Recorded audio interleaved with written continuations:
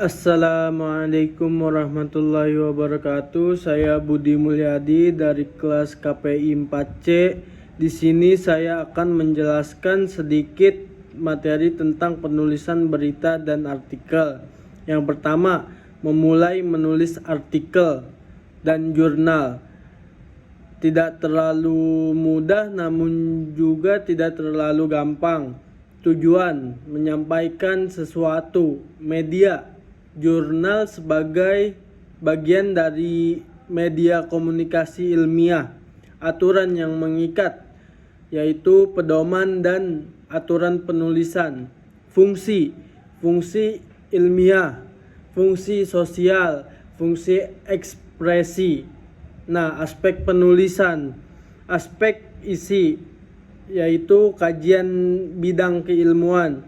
Aspek bahasa, yaitu bahasa tulis ilmiah. Nah, yang ketiga, aspek sajian, yaitu aturan dan gaya selingkung. Ciri-ciri artikel ilmiah yaitu objektif, rasional, kritis, dan pembaharu. Proses penulisan.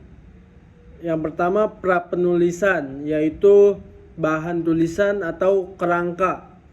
Nah, yang kedua, penulisan, draft, tulisan atau antonim. Nah, yang ketiga, pasca penulisan, yaitu penyuntingan atau publikasi. Prapenulisan yaitu pencarian dan pengembangan gagasan, bobot permasalahan, urgensi, orisinalitas, kemutakhiran, kedalaman gagasan, pengungkapan gagasan, ragam bahasa, hal-hal teknis penulisan. Nah, pemahaman metode yaitu penelitian kualitatif dan penelitian kuantitatif. Yang ketiga, pencarian referensi, yaitu dari buku, jurnal, dan sebagainya, dan data. Perencanaan naskah, nah, yaitu penulisan. Penulisan bersifat universal, yaitu mengacu pada ragam bahasa yang baku. Nah, terus gaya bahasa selingkung yaitu sistematika tulisan, terus cara merujuk, terus cara menulis daftar rujukan, penyajian tabel, terus juga penyajian gambar, terus juga penulisan identitas penulis. Nah, draft kasar tulisan, jangan takut menulis.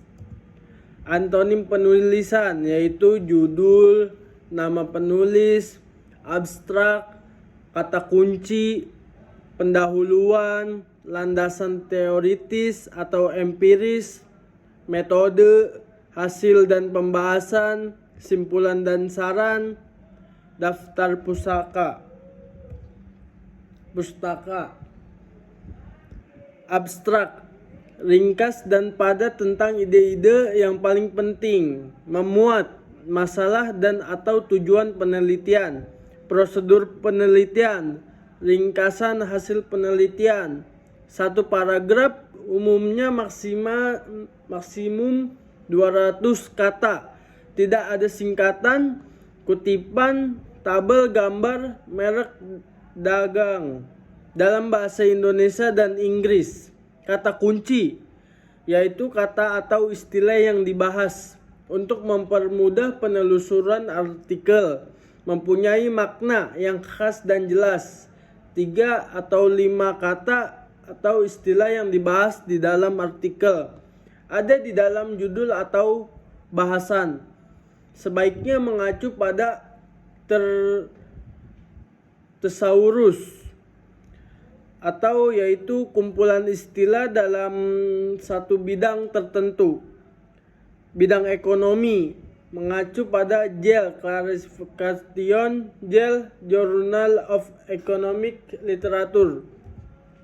Pendahuluan, latar belakang atau rasional penelitian.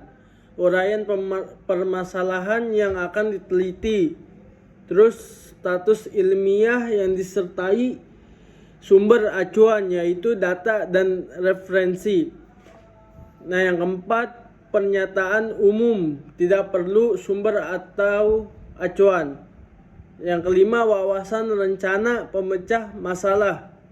Atau 6, rumusan tujuan penelitian, umumnya pada 3 atau 4 paragraf. Landasan teoritis atau empiris, berisi teori maupun konsep utama yang digunakan dalam penelitian. Studi terdahulu yang relevan dengan penelitian.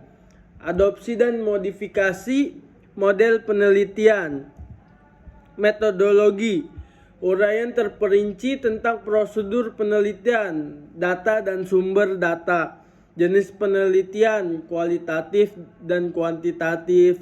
Spesifikasi model, bagaimana data dianalisis. Adopsi dan modifikasi metode atau ditulis sumbernya, jika ada modifikasi harus dijelaskan. Bahan analisis, cara penarikan sampel, prosedur analisis, pengumpulan data, cara perhitungan atau analisis sampai diperoleh hasil terolah diuraikan dengan terperinci.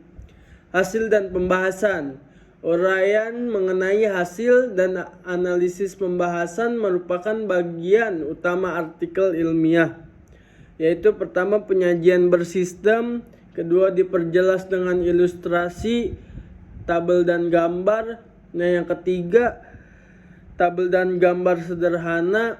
Nah, yang keempat, data ilustrasi harus ditafsirkan dalam uraian dengan memperhatikan masalah.